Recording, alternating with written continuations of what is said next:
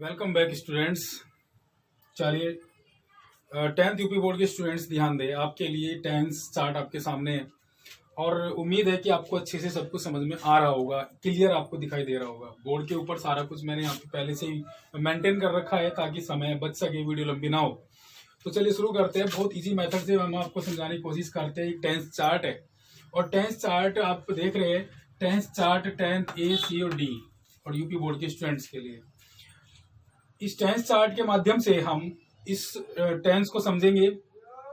कुछ बेसिक बातें हैं कि टेंस कितने प्रकार के होते हैं, आपके सामने लिखा है। मुख्य रूप से 3 प्रकार के होते हैं, प्रेजेंट, पास्ट एंड फ्यूचर। अब प्रेजेंट, पास्ट एंड फ्यूचर मुख्य रूप से 3 टेंस है। ये इसके पार्ट्स है, indefinite, continuous, perfect and perfect continuous. It means we can say that the present tense has 4 parts, past tense has 4 parts and future tense also has 4 parts. Total हो गए हमारे 4 3 जा 12। टोटल 12 टेंस होते हैं। ये आपके सामने सब कुछ क्लियर है। मैं आपको जिस तरीके से समझा रहा हूँ उसी तरीके से आपको इसको याद करना है, समझना है। प्रेजेंट के सामने आप देख रहे होंगे, यहाँ पे है लिखा हुआ है, यहाँ पे थे लिखा हुआ है, यहाँ पे गया लिखा हुआ है। मीन्स प्रेजेंट का हिंदी का जो भी सेंटेंस होगा उसके अंत में आपको है लगाना है, यानी है आपको याद रखना हिंदी में। पास्ट का जो भी टेंस होगा, चाहे वो इंडेफिनिट हो, चाहे वो कंटिन्यूअस हो, चाहे परफेक्ट हो, चाहे परफेक्ट कंटिन्यूअस हो, उसके अंत में थे होना जरूरी है। और जो फ्यूचर का जो टेंस होगा, चारों में से जो भी हो, उसके अंत में गया होना जरूरी है। ये कॉमन हो गया, यानी ये जो हिंदी की जो आइडेंटिफिकेशन है ये कॉमन हो गई। तो बहुत इजी हो गया याद करना कि प्रेजेंट टेंस यदि आप बना रहे हैं तो हिंदी में आपको है याद रखना पड़ेगा। जो तय लिखा हुआ है वो इंडेफिनिट के लिए है, और इंडेफिनिट केवल प्रेजेंट का नहीं है, इंडेफिनिट हमारा पास्ट का भी है, इंडेफिनिट हमारा फ्यूचर का भी है। तो ये सामने का जो कॉलम है, तीनों ये हमारे प्रेजेंट, पास्ट, फ्यूचर के हो गए और इंडेफिनिट का कॉलम हो गया। तो इंडेफिनिट में जो तय है ये कॉमन हो गया, यानी तय हमारा प्रेजेंट के लिए भी यूज होना है, पास्ट के लिए भी यूज होना है, फ्यूचर के लिए भी यूज होना है। तो अब हम इसकी आइडेंटिफिकेशन कैसे याद करेंगे? वो ऐसे याद करेंगे कि प्रेजेंट इंडेफिनिट की पहचान हिंदी में तय, मात्रा आप इसके अलग अलग चढ़ा दो, तय, ता, ती, ते। तो ता है, ती है, ते है। पास्ट इंडेफिनिट की क्या करेंगे? ता था, ती थी, ते थे। ऐसे ही फ्यूचर की हो गई, ता होगा, ते होंगे, ती होगी। तो ये आपको याद करने का बहुत ही इजी मेथड मैं आपको बता रहा हूं।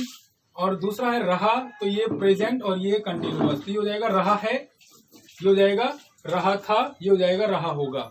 ऐसे आपका चुका है, चुका था, चुका होगा, चुकी होगी, लिया होगा। ऐसे आपका समय प्लस रहा, यानी समय दिया होता है इसमें कार्य शुरू होने का, तो रहा, समय प्लस रहा है, समय प्लस रहा था, समय प्लस रहा होगा। इस तरीके से आप ये जो है करेंगे याद। तो ये हिंदी की जो है पहचान हो गई। अब बात करते हैं इंग्लिश की। तो इंग्लिश में भी सेम ऐसे ही आपको ध्यान रखना है कॉमन चीजों का। जैसे आपका प्रेजेंट डेफिनेट का जो ये लिखा हुआ है P for positive sentence and for negative sentence. जो फॉर्मूला है वो है subject plus V1 plus S या ES। अब V1 मीन्स वर्ब की फर्स्ट फॉर्म, S या ES ब्रैकेट में है, तो ये इसलिए है क्योंकि ये सब्जेक्ट 2 तरह के होते हैं, एक सिंगुलर सब्जेक्ट, एक प्लूरल सब्जेक्ट। यदि सब्जेक्ट सिंगुलर है तो आपको V1 के साथ S या ES लगाना होता है। ये आप ऑलरेडी पढ़ चुके होंगे 9th में, 8th में, तो ये ज्यादा डीपली जाने की जरूरत नहीं है। उसके बाद यदि सब्जेक्ट आपका प्लूरल है तो आपको S या ES नहीं लगाना वर्ब में, सीधा वर्ब की फर्स्ट फॉर्म लगानी होती है। नेगेटिव की बात करें तो सब्जेक्ट प्लस डू डज, यानी जो प्लूरल सब्जेक्ट होगा, बहुवचन होगा, उसके साथ आपको डू नॉट लगाना होता है। और यदि नेगेटिव सिंगुलर सब्जेक्ट होता है तो उसके साथ आपको डज नॉट लगाना होता है, और उसके साथ दोनों के साथ वर्ब की फर्स्ट फॉर्म लगती है, फिर S या ES का प्रयोग नहीं होता। सेम ऐसे ही आपका जो है पास्ट की बात करें, पास्ट इंडेफिनिट में पॉजिटिव और नेगेटिव है। ये सब्जेक्ट हो गया आपका, सब्जेक्ट चाहे सिंगुलर हो या प्लूरल हो, यहाँ पे वर्ब की सेकंड फॉर्म लगती है। यहाँ पे सब्जेक्ट सिंगुलर प्लूरल हो, डिड नॉट आता है, डिड नॉट के साथ वर्ब की फर्स्ट फॉर्म आती है, याद रखना। यहाँ पे एक चीज और मैं आपको क्लियर कर दूं, जो आपको कैच करनी है, वो ये है कि डू, डज, डिड, ये तीनों डी फैमिली है, तीनों हेल्पिंग वर्ब है, और तीनों के साथ क्या लिखा हुआ है? वर्ब की फर्स्ट फॉर्म लिखी हुई है, वो भी प्योर, यानी ना तो उसमें S या ES लगता, ना उसमें ING लगता, ना सेकंड फॉर्म, ना थर्ड फॉर्म, यानी वर्ब की फर्स्ट फॉर्म आती है D family, do, does, did के साथ। तो ये आपको याद रखनी है। उसके बाद P for positive future indefinite का जो कॉलम है, P फॉर पॉजिटिव है, सब्जेक्ट प्लस सेल विल है, प्लस वर्ब की फर्स्ट फॉर्म है। ध्यान देना, सब्जेक्ट प्लस सेल विल। अब सब्जेक्ट 2 प्रकार के होते हैं, आप सभी जानते हैं, लेकिन यहाँ पर अलग कंडीशन है। यहाँ पर आई और वी को अलग कर दिया गया, और बाकी आई वी को छोड़ के जो भी सब्जेक्ट बच गया, चाहे वो सिंगुलर हो या प्लूरल हो, वो अदर सब्जेक्ट में आ गया। आई और वी के साथ आपको क्या लगाना है? शेल लगाना है, और बाकी अदर के साथ आपको क्या लगाना है? विल लगाना है। और दोनों में जो भी आप यूज करेंगे उसके हिसाब से आपको यहाँ पर फिर वर्ब की फर्स्ट फॉर्म जोड़ना है। तो ये आपका हो गया फ्यूचर इंडेफिनिट। अब आते हैं प्रेजेंट कंटिन्यूअस पे। कंटिन्यूअस की आइडेंटिफिकेशन रहा और प्रेजेंट की आइडेंटिफिकेशन है, तो रहा है। अब इंग्लिश की बात करते हैं, P फॉर पॉजिटिव। तो पॉजिटिव में सब्जेक्ट प्लस ईजेएमआर लिखा हुआ है हेल्पिंग वर्ब, उसके बाद वर्ब की फर्स्ट फॉर्म है, उसके बाद आईएनजी है।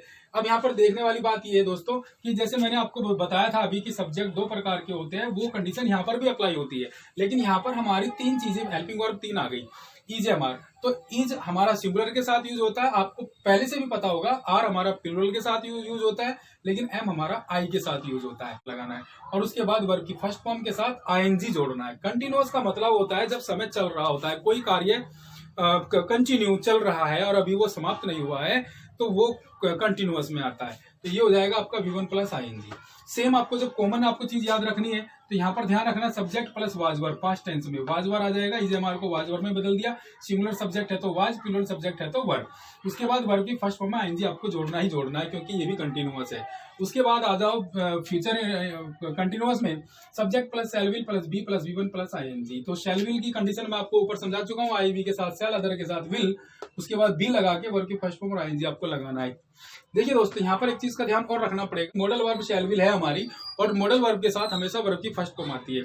तो आपके दिमाग में एक डाउट आ सकता है, कंफ्यूजन आ सकता है कि सर ने बोला था कि शैल विल के साथ वर्ब की फर्स्ट फॉर्म आती है, फिर यहाँ पे वर्ब की फर्स्ट फॉर्म तो है, फिर आईएनजी क्यों है?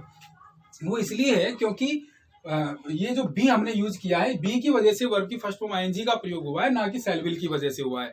बी हमारी कंडीशन, हमने इसको इसलिए यहाँ पे यूज किया है ताकि हमारा जो कंटिन्यूअस है वो कंटिन्यूअस हमारा क्लियर हो सके, क्योंकि कंटिन्यूअस की आइडेंटिफिकेशन क्या है? V1 plus ING. आप देख लो यहाँ पर भी कंटिन्यूअस है, V1 plus ING, V1 plus ING, V1 plus ING. तो हमें कंटिन्यूअस का मान रखना पड़ेगा, कंटिन्यूअस को क्लियर करना पड़ेगा, तो कंटिन्यूअस V1 प्लस आईएनजी के ही बनता है। लेकिन अब बात यह आती है कि यहाँ पर हमने बी इसलिए लगाया क्योंकि हमें ये V1 आईएनजी भी लाना था, तो इसी वजह से हमने शैल विल के साथ भी लगाया। ध्यान रखना इस बात को, तो कंफ्यूज होने की जरूरत नहीं है, शैल विल के साथ फर्स्ट फॉर्म ही आती है, ये मॉडल वर्ब है। लेकिन यहाँ पर आईएनजी इसलिए आया क्योंकि बीच में बी आ गया। अब इसका कनेक्शन शैल विल से नहीं है, इसका कनेक्शन बी से है।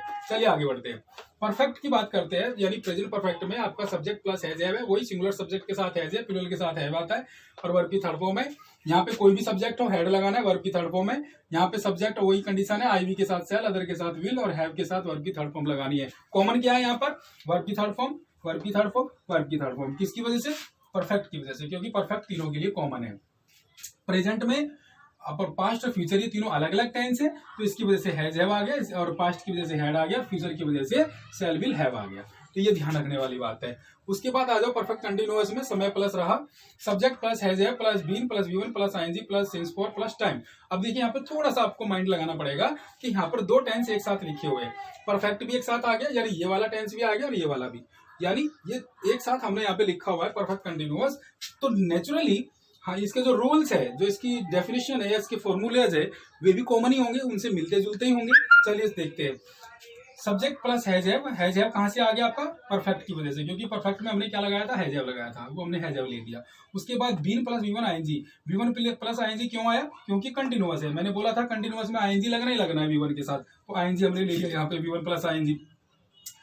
और उसके बाद हैज हैव के साथ कंडीशन है, मैं आपको फिर बता दूं, ये भी आपको कैच करने वाली बात है कि एच फैमिली का मतलब है हैज, हैव और हैड। ये तीनों जो हेल्पिंग वर्ब है, इनके साथ हमेशा वर्ब की थर्ड फॉर्म आती है, और कोई भी इसका कोई पार्ट नहीं आता। लेकिन अब आप समझो कि यहाँ पर हैज हैव के साथ थर्ड फॉर्म है, ये सही है, ये सही है, जैसा मैंने आपको बताया। लेकिन यहाँ पर क्या है? यहाँ पर हैज हैव के साथ क्या कर दिया मैंने? V1 प्लस आईएनजी कर दिया। तो ये गलत, तो आपके दिमाग में कंफ्यूजन आ सकता है, लेकिन कंफ्यूजन क्रिएट करने की जरूरत नहीं है। यहाँ पर हमने बीन भी इसलिए लगाया है ताकि V1 प्लस आईएनजी आ सके, नहीं तो हैज हैव के साथ थर्ड फॉर्म ही आती है। अब इसका संपर्क जो है हैज हैव से नहीं है, इसका संपर्क किससे है? बीन से है, तो इस वजह से हमने बीन का प्रयोग किया हुआ है।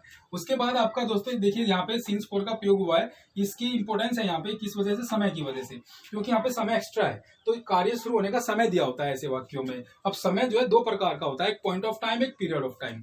जो पॉइंट ऑफ टाइम होता है कि इसका मतलब ये है कि जब कार्य शुरू होता है, जिस समय शुरू होता है, वो एक पॉइंट था, एक निश्चित समय था, एक डेफिनिट टाइम था कि 2 बजे से कार्य शुरू हो रहा है या सोमवार से शुरू हो रहा है।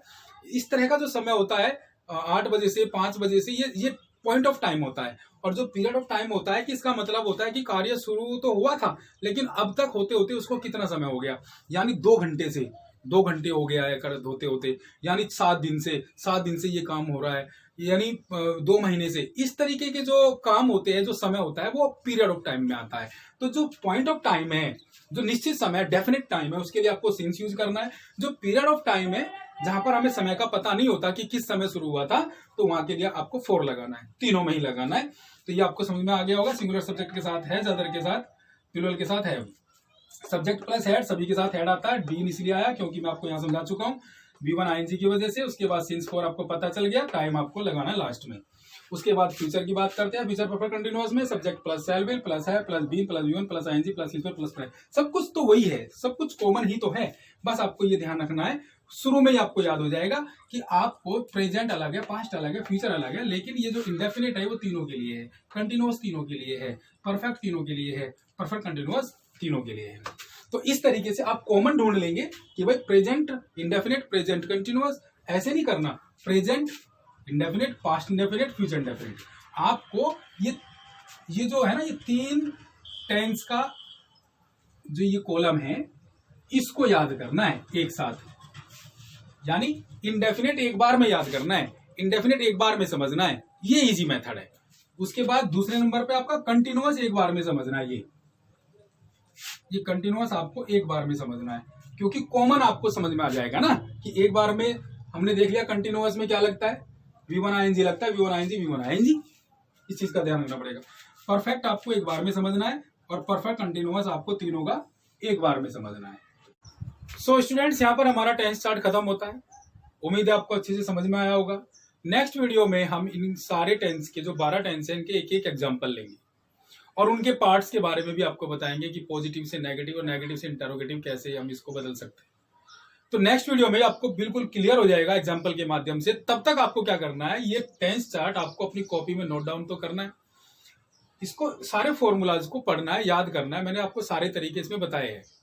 अब रही बात वीडियो की, तो वीडियो हम लोग यदि हम अपनी बात करें तो हम जब वीडियो शूट करते हैं, शूट करने के बाद सुबह से शाम तक हम इसको 5-6 बार हम इसको देखते हैं।